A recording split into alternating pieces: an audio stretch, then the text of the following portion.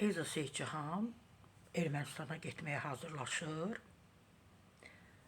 Açıqlama verib. Hamı belə qərbə bir münasibət bildirdi onun bu arzusuna, bu istəyinə qarşı.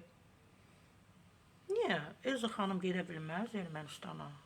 Yerevanın özündə bir paytaxtda bir konsert versin. Oxusun, sənə güvəndiyim dağlar, sənə güvəndiyim dağlar.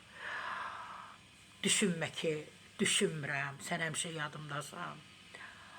Maraqlı ola bilər, amma Elza xanım, imkan varsa pasportumu, xarici pasportumu atım sənə, bir dənə bilet mən al.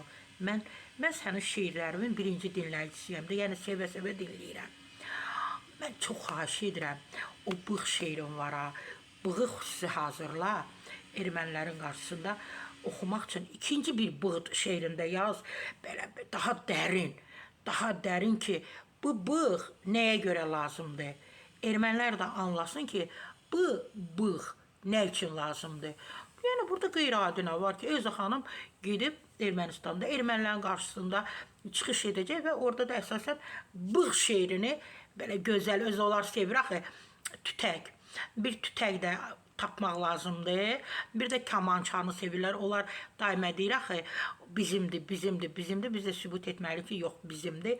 Bığ şeirini mütləq demək lazımdır. Elza Seyidcihan, Sara Səfura Bahadırdan tövsiyə.